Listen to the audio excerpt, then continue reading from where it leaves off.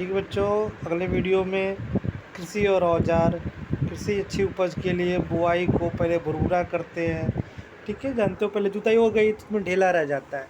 ढेला को हम फोड़ने के लिए अलग अलग औजार उपयोग करते हैं। हल, कुदाली, कल्टीवेटर, ये सब होता है ना। हल से क्या करते हो, जुताई होती है। कुदाली से छोटा मोटा जगह रहता है, उससे होता है ना, कुदाली के थ्रू मिट्टी, उसको बोलते हैं गोड़ देना, गोड़ना होता है। आप व्यवहारिक भाषा में बोलते हो तो वो उसको मिट्टी उससे खो दी जाती है। कल्टीवेटर एक आधुनिक औजार है। ये देखो जो फिगर आप देख रहे हो ना, उसमें बैल है। तो बैलों में एक ये होता है, इसको गांव में जुआ जुआ बोलते हैं व्यवहारिक भाषा में। और ये हल है, किसान हलों को दोनों बैलों के बीच बांधा है और क्या कर रहे हैं, जो इसको भी यहाँ पे किताबी भाषा में जोत बोलते हैं। और ये जो हल के पास ये पोर्शन आपका लगा रहता है, जिसमें लोहे का फाल होता है, इसे फाल बोलते हैं। और ये हल शैफ्ट होता है। ये देखो पूरा हल के बारे में बता दिया है, कौन सा होता है। ठीक है, उसके बाद हल, प्राचीन काल में हल का उपयोग जुताई के लिए होता था, उर्वरक मिलाने ये सब में, बराबर। तिकोनी पत्ती जो उसे फाल कहते हैं। ये देखिए एक इम्पॉर्टेंट पॉइंट है, फाल। यहाँ से परिभाषा याद कर सकते हो आप इसकी। ठीक है बेटा। इसके बाद हल शैफ्ट क्या होता है। अभी पहले क्या होता था, लकड़ी का देसी हल होता था, उसमें लोहे का एक फाल लगता था। अभी क्या, वो पूरा सिस्टम ही लोहे का हो गया, कुछ दिन बाद हुआ। अभी क्या, ट्रैक्टर में हल आ गया, पूरा हल ही लोहे का हो गया। उसके बाद आती है कुदाली, एक सरल औजार जिसका उपयोग खरपतवार निकालने, मिट्टी को पोला करने के लिए होता है। मिट्टी का पोला मतलब वही जो होता है ना, कि वो मिट्टी है तो कम जगह है तो उसे कुदाल के द्वारा खुदाई की जाती है, उसको भुरभुरा करने में समझ लो मदद करता है। ये कुदाली टाइप का ये है। अब ये कुदाली समझो नहीं है, ये कुदाली का एक आधुनिक स्वरूप है। एक सिंपल कुदाली आती है, वो भी होता है। पकड़, हैंडल, मुंडी प्लेट, छड़, जोत लग। अभी मैं इसका दूसरा, अभी ये हल जैसा है, बांध दिया जाता है। ठीक। अब कल्टीवेटर, आजकल जुताई ट्रैक्टर द्वारा संचालित होता है तो कल्टीवेटर से की जाती है। कल्टीवेटर के उपयोग से समय, श्रम दोनों की बचत होती है। फिर बुआई होती है। बुआई में फसल उत्पादन सबसे महत्वपूर्ण चरण है। यहाँ बोने से पहले बीजों गुणवत्ता की जांच करनी चाहिए, अच्छी किस्में हैं कि नहीं है। अच्छी किस्म की बीजें नहीं होगी तो पैदावार अच्छी नहीं होगी। ठीक है। अब बीजों को चयन कैसे करेंगे, तो आप तो देख ही रहे हो, जानते हो। देखो यहाँ पे, एक दिन मैंने अपनी माँ को देखा कि माँ चने के कुछ बीज एक बर्तन में रखकर उसमें पानी डाल रही थी। कुछ मिनट पश्चात कुछ बीज पानी के ऊपर तैरने लगे, तो मुझे आश्चर्य हुआ कि कुछ बीज पानी के ऊपर क्यों तैरने लगे। जो बीजें खराब होती हैं वो पानी के ऊपर आ जाती हैं, और जो सॉलिड होती हैं वो नीचे ही रह जाती हैं जो। ठीक है बच्चों, इसी प्रकार बीजों का चेक होता है। अच्छा, तो जुताई के पहले कौन कौन से परंपरागत औजार होने चाहिए। परंपरागत औजारों में बीज की बुआई और बुआई में इस्तेमाल किए जाने वाले औजार कीप के आकार का होता है।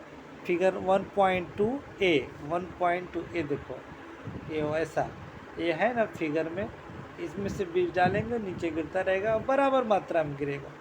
ठीक है। इसके बाद आता है सीड ड्रिल, ये ट्रैक्टर वाला। ठीक है ना। फिर आता है खाद तथा उर्वरक, वे पदार्थ जिन्हें अब प्रश्न उठता है यहाँ पे, खाद तथा उर्वरक वे पदार्थ जिनमें पोषक स्तर बनाए रखने के लिए मिलाया जाता है मिट्टी में, उन्हें क्या बोलते हैं, खाद या उर्वरक कहते हैं। अब उर्वरक भी दो प्रकार का होता है, एक रासायनिक होता है, एक जैविक होता है। मिट्टी के फसल को खनिज पदार्थ प्रदान करती है। पोषक पौधों की वृद्धि के लिए आवश्यक है। जब तक उसको पौधों को खनिज नहीं मिलेगा तब तक वो वृद्धि जल्दी नहीं होगा। जैसे आदमियों को स्वस्थ रहने के लिए, वृद्धि करने के लिए उचित खान पान की ज़रूरत पड़ती है, उसी प्रकार पौधों को भी पड़ती है। लगातार फसलों को उगाने से मिट्टी में कुछ पोषक तत्वों की कमी रह जाती है। इस क्षति को पूरा करने के लिए किसान क्या करता है, खेतों में खाद देता है।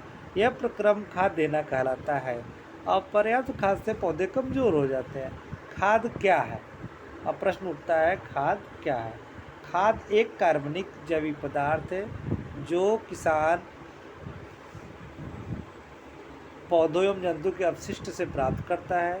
किसान पादप एवं जंतु अपशिष्टों को गड्ढे में डालते हैं और उसका अपघटन होने के लिए खुले में छोड़ देते हैं, ठीक है ना। जो भी हरा भरा कचरा निकलता है वो सब इकट्ठा करते हैं, बाद में वो अपघटित हो जाता है, तो फिर वो धीरे धीरे खाद बनने लगता है। आपको ये प्रयोग दिया गया, ये प्रयोग पढ़ने का आप, और उसके बाद आता है, आप प्रयोग पढ़ लेना, ठीक है बच्चों। अब उर्वरक खाद में अंतर। उर्वरक क्या है? एक अकार्बनिक लवण है, और खाद क्या है? एक प्राकृतिक पदार्थ, जैसे गोबर, मानव अवशिष्ट, पौधों का अवशेष से हरा जो भी कुछ हुआ उसके थ्रू बनता है। उत्पादन फैक्ट्रियों में होता है, इसका खेतों में बनता है। ये ह्यूमस से प्राप्त नहीं होता है, एक खाद से मिट्टी की ह्यूमस प्रचुर मात्रा में प्राप्त होती है।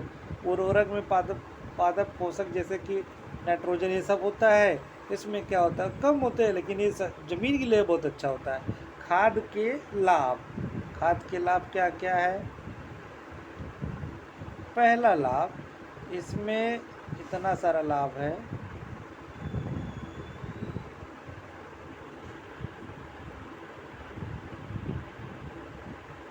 बात समझ। मिट्टी की जलधारा क्षमता में वृद्धि होती है। इससे मिट्टी भुरभुरी एवं सरंध्र हो जाती है, जिसके कारण गैस विनिमय सरलता से हो जाता है। मित्र जीवाणुओं की संख्या में वृद्धि में होती है और जैविक खाद में सुधार होता है। सिंचाई। अब भाई पौधों को जीवित रखने के लिए, संतुलित करने के लिए पानी तो जरूरी है। यही पानी देने की प्रक्रिया खेतों में सो क्या कहते हैं, सिंचाई कहते हैं। ये नमी बराबर मेंटेन रखी रहती है, ठीक। जब वर्षा ऋतु कम होती है तब सिंचाई के स्रोत कौन कौन से हैं? कुआं है, नलकूप है, तालाब है, झील है, बांध है, ये सब सिंचाई के स्रोत है। पारंपरिक तरीके देखो, ये पूरा ये जो फिगर देख रहे हो आप 1.4a, ये बड़ा ही पुराना तरीका है। पहले समय में ऐसा होता था।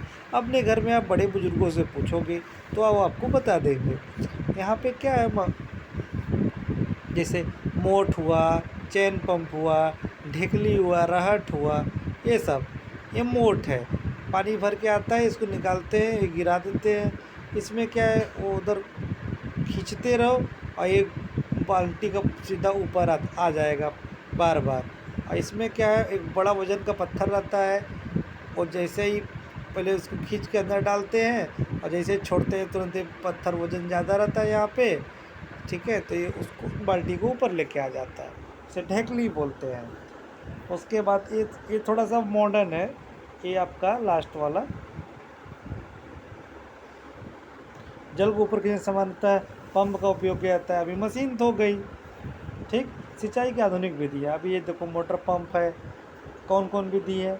छिड़काव तंत्र। इसमें क्या है, जब पानी की मात्रा कम जाती है, जगह जगह नोजल लगा होता है, जिसे आपके गार्डन वगैरह में देखा होगा, उसी नोजल से पानी निकलता है, तो पौधों को ज़रूरत मुताबिक मिल जाता है। ड्रिप तंत्र, इस विधि में जल पौधों की जड़ों में गिरता है, अतः इससे ड्रिप तंत्र कहते हैं। फलदार बगीचों, पौधों, ये सब में वहाँ पे होता है।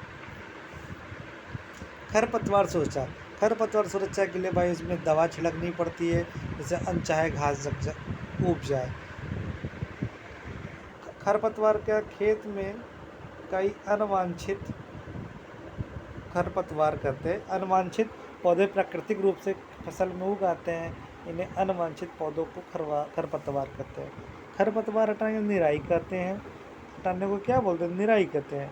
निराई आवश्यक है कि वह खरपतवार का जल, पोषक एवं जगह, प्रकाश, स्पर्धा को फसल वृद्धि से अलग करते हैं, ठीक है बच्चों। अब ये सब सिंपल चीज़ें हैं। खरपतवार नाशी के लिए क्या मिलाते हैं? एक दवा होती है, उसको मिला के पानी में घोल के छिड़काव कर दिया जाए तो वो घासें जल जाती है। जैसे कि 2,4-D खेतों में इनका छिड़काव किया जाता है, जिससे खरपतवार में पौधों का होता है। अब अगला टॉपिक आता है आपका कटाई बहुत इम्पोर्टेंट चीज़ है। फसल की कटाई का महत्वपूर्ण कार्य है। जब फसल को काटा जाता है तब हमारे देश में दरांती की सहायता से कटाई की जाती है गेहूं का, चावल का नहीं जानता मैं। ठीक है, इसे गेहूं काटा जाता है। अब एक मशीन का उपयोग किया जाता है जिसे हार्वेस्टर भी कहा जाता है। काटी गई फसल को बीजों दानों तथा भूसे से अलग करना पड़ता है, जिसे थ्रेसिंग कहते हैं। ठीक है, थ्रेसर में डाल के गेहूँ को उसके बाली से निकाला जाता है। अब इसके बाद आता है समझ लीजिए भंडारण। अब अनाज निकल गया, सब कुछ हो गया, तो भंडारण करने के लिए क्या करोगे, उसको सूखा होना चाहिए, नमी नहीं होना चाहिए, कीट चूहों और सबसे बचाना पड़ेगा। इसलिए इनको अच्छे से भंडारण करना होता है, अच्छे से सुखा के। और ये जो अच्छे से जहाँ किया जाता है उसे क्या बोलते हैं, ये भंडारण साइलो और भंडारण उसे किया जाता है। जैसे पीड़ा को, जैसे कि